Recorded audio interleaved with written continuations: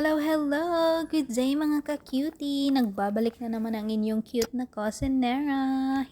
So for today's hapunan or dinner, magluluto ako ng pepper pork belly. So ayan, ang ganda ng nabili kong pork. Nagle-layer yung taba at saka laman. And na-prepare ko na din itong ating mga ingredients. Lalong-lalo na itong mga bell peppers natin, no? So, pwede kahit anong kulay gusto nyo. And, ayan, mag-start na tayong magluto. And, ipapapo-golden brown ko lang muna itong ating mga pork. Kasi para matanggal din yung mga extra oil. And, mas masarap siya, guys. And, mawawala din yung konting lansa, no? So, ayan. Halo-haloin lang natin siya para hindi siya masunog and magkapantay-pantay na din yung pagkakaluto. So, after a few minutes, so ayan, medyo brown na siya. And, pinagilid ko na lang siya guys, no? And magigisa na ako dito ng ating onion and ating garlic. But, inuna ko muna ang ating onion. So, after 1 minute, sinunod ko na din ang ating garlics and mix it together para magkaroon na din ng lasa yung or mahalo sa ating pork.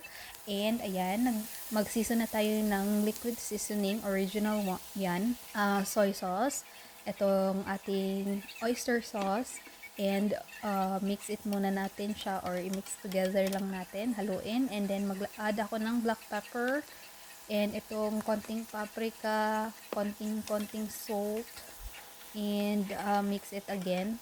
So, haluin lang natin talaga siya ng mabuti. And, papakuluan or palalambutin na natin ang ating pork. Depende yan kung bata or magulang yung pork na nabili nyo. So, ayan, after 15 minutes ata yan, tirinay ko siya. Medyo matigas pa.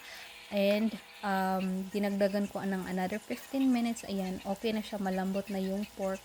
So, pwede na natin ilagay yung ating tawag niyan, mga ingredients, which is yung sugar. Nag-add ako ng konting sugar, pwede brown sugar, and ito ang ating bell peppers.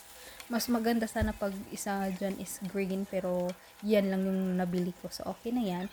And, tinakpan ko siya for about 5 minutes para lang medyo maluto ang ating bell peppers. And, ayan na. Ang ganda na ng kulay. At oy, nausukan kayo. Sorry naman.